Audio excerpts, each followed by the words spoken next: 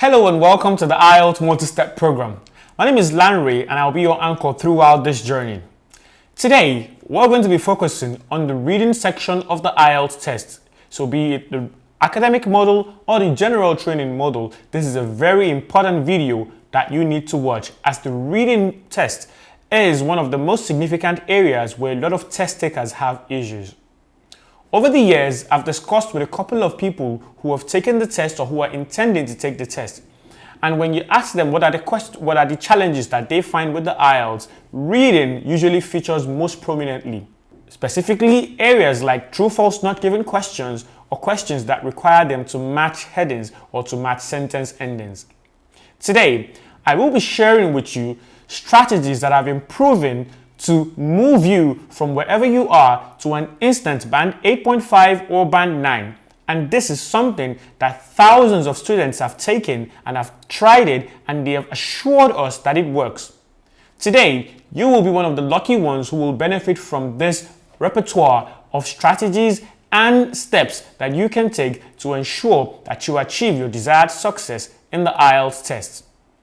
So, let's get right into it.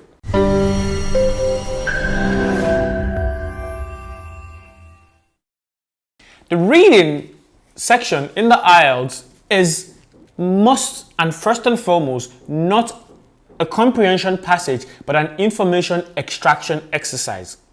I'll take that again. The reading test in the IELTS is not a comprehension passage, it's not a comprehension exercise, it is more of an information extraction exercise. And what does this mean? If you're a non-native speaker of the language or non-native user of the language who's schooled in one of the Commonwealth countries like Nigeria or any other part of Africa, chances are that when you studied English language both in high school or at the university level, there was much focus on your comprehension skills. Comprehension, as the word implies, involves understanding, in-depth understanding of a piece of information given in the reading format. But for the IELTS, comprehension is not our aim.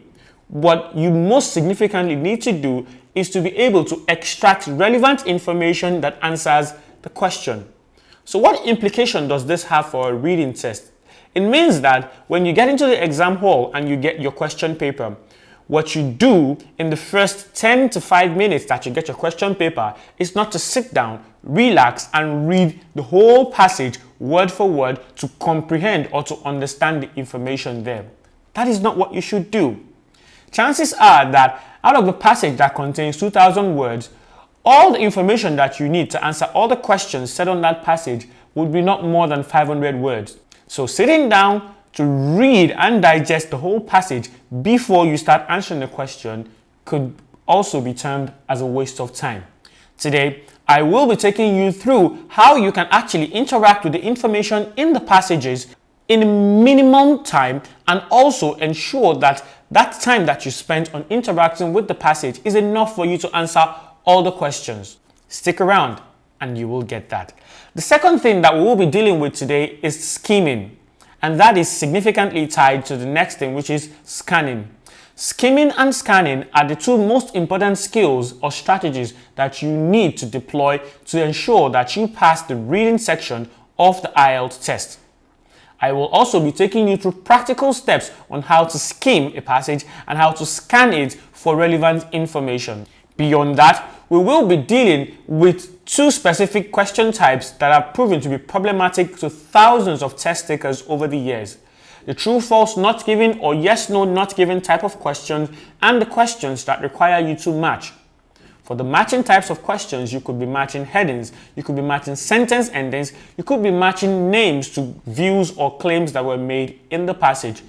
Whichever type of matching question that you get in the IELTS, the strategies or the steps that you need to take to answer them successfully are quite similar, and I will be taking you through a detailed practical exercise on how to apply those strategies. You don't want to miss that also too. Finally, we'll be looking at answers in proximity.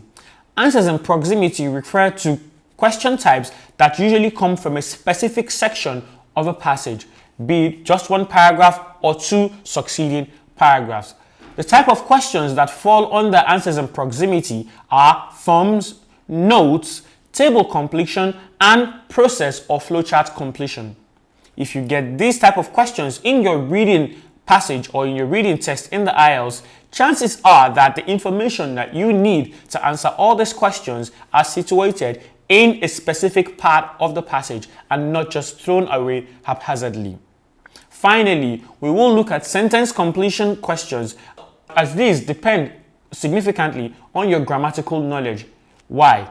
For sentence completion questions where you are asked to put maybe a 1 word, 2 words, or no more than 3 words and or a number to complete the sentences, you need to ensure that the answers that you choose, that you extract from the passage, must grammatically complete the sentence.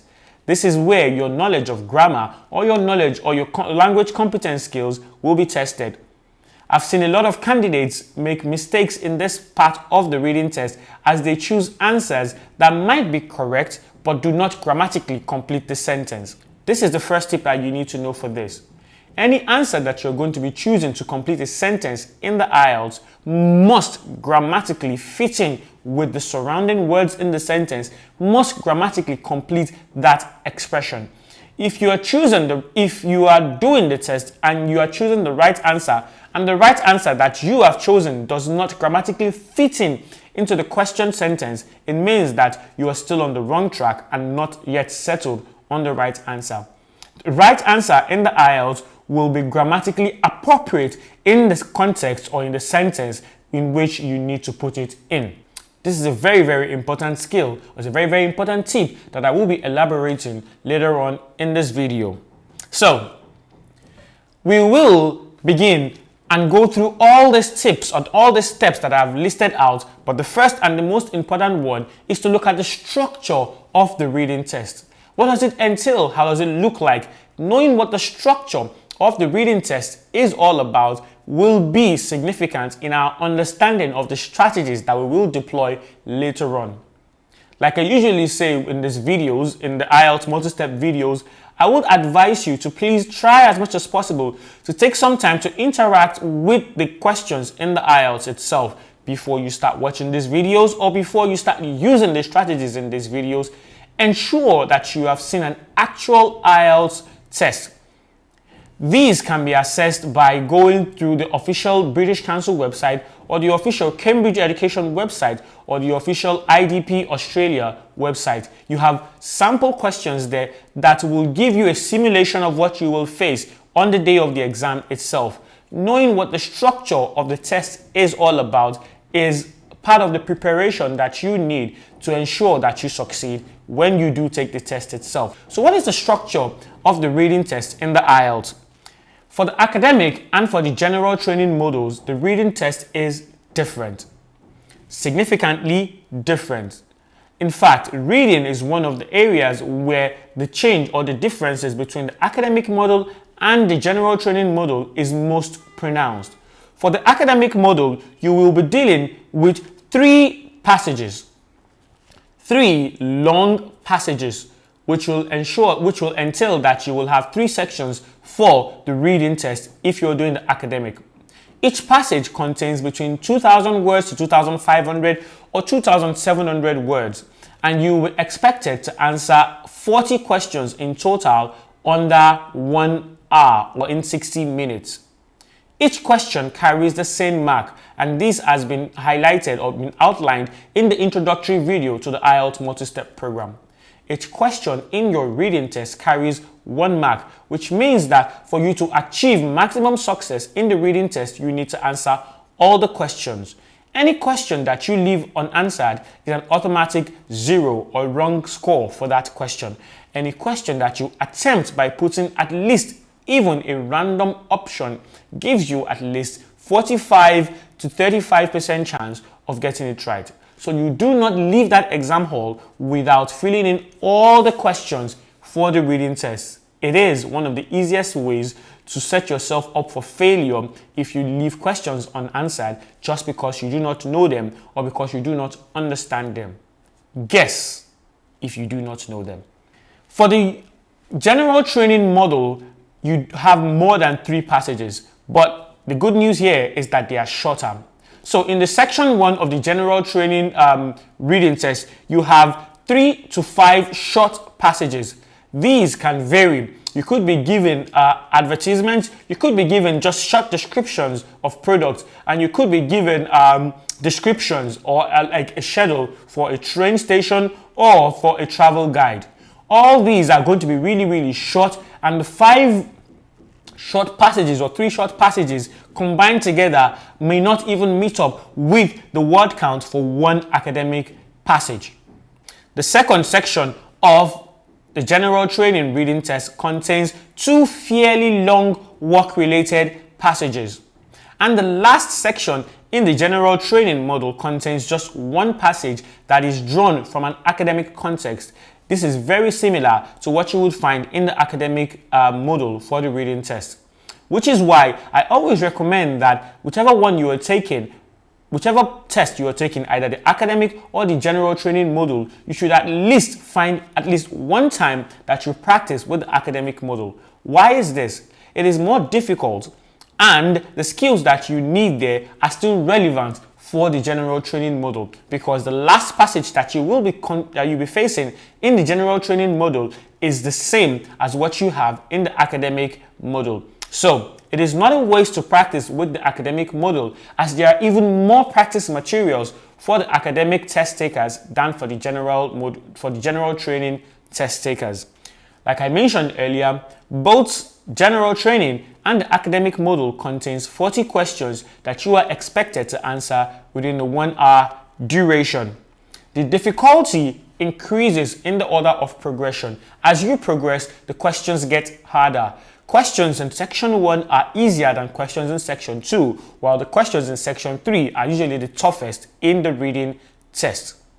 Each reading text will involve at least 3 to 4 different question types. So for the academic module, your passage 1 might have 3 to 4 different question types that will be assigned to it. Your section 2 also has 3 to 4 different question types assigned to it. Same with the section 3, that's the passage 3. For the general training module also, they ensure that all the passages that you will be given will have different question types assigned to them, which means that each test taker leaves the exam hall answering at least 5 different question types, which is why you need to practice as widely and as varied in a varied manner as much as possible, so that you touch on all the different question types, so that on the day of the exam you will not be found wanting, or you will not get there and be shocked by a question type that you have not encountered before. It's a very significant tip. You need to practice well before the day of the exam, so that you can have a fair idea of the plethora of question types that is assigned in the reading section of the IELTS test. So what are the skills that are tested in the reading test? There are several skills tested, but the most important one is your information extraction skills. How well can you extract relevant details or relevant information from a given body of text to answer specific questions that are set? Once you can do this, or once you can do this very well, you have a very significant chance of succeeding in the IELTS, especially in the reading part. So, which skills are tested? Identifying the writer's overall purpose is a skill that is tested. What is the reason why this author wrote this particular passage? What is the reason why this author discussed this particular topic in this passage? These are type of questions that fall under writer's overall purpose. You will also be tested on your ability to follow key arguments in a text. Follow key arguments in a text. You could be given an academic passage where you have that talks about a scientific challenge or a scientific concept, and you have 5 or 6 scientists giving their different claims or different views on that particular topic in the passage. You will be tested on your ability to follow who said what, about what, and what is this person's particular stand to the particular concept that is being discussed. This type of question could be a matching question, where they give you a series of names, 6 names, and they give you 6 sentences, and they tell you to match who said what to the person who said it. Simply, like I mentioned earlier, tests your ability to follow the key arguments or the main arguments in the particular text. You'll also be tested on your ability to identify opinions and attitudes.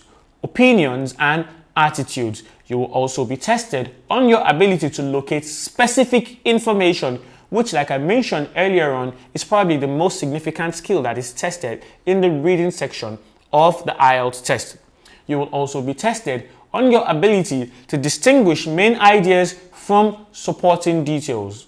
Distinguishing main ideas from supporting details. Finally, you will also be tested on your ability to extract information to complete diagrams, summaries, tables, or a set of notes. These are the skills that are tested in the reading section of the IELTS test. And you would do well to take your time to rewind this video, pause it to look at all the lists, to run through all these items that I gave you about the skills that are tested and find out where are you strong and where are you weak, so that you can show up your weaknesses and then you can strengthen yourself in the areas where you already have some strengths. What is the marking guide, or what is the marking scheme for the reading test? For the general training test, you need to get 40 questions right out of 40 for you to achieve a band 9. I'll take that again. For the general training module, you need to get all 40 questions correct for you to get a band 9. Whereas for you to get a band 7 in the general training module, you need to get 35 questions correct out of 40 questions. For the academic module, it is 1 mark lesser. So for you to get a band 9 in the academic module, all you need to get is 39 questions right out of 40. For you to get a band 7 in the academic module, all you need to do is to get 33 questions right out of 40. So it is significant to note that for the academic module, it is marked a little bit easier than the general training module. And why is this? The academic module test is quite difficult, while the general training module is easier, as the text that you're given and the topics that are discussed are usually topics that do not require you to have any in-depth understanding. The vocabulary used in the general training module are much more easily accessible, as opposed to what you find in the academic module, where you could be given subject or profession specific vocabulary that might be difficult for you to understand. So let's start with scheming, which is the first and most important skill that I mentioned that we will be walking through in the scheming scanning concepts for the reading test. Skimming a passage means reading it quickly, concentrating on content words like nouns or verbs to find the main point. I'll read that definition again, as it is very important that we get a clear idea of the definition before we start using or before we start deploying the strategy itself. Skimming a passage means reading it quickly by concentrating on content words like nouns or verbs to find the main point. It simply gives you an overview of a body of text and also lets one know where to find information. When you skim through a passage, you're not reading in depth. You're not trying to understand every piece of ink in that passage. All you're trying to do is to get the gist, to have an overview of the passage and to know how the information is structured, where to locate what specific type of information that you need. This is what skimming does for you. Skimming, I'll take it again, does not mean in-depth reading.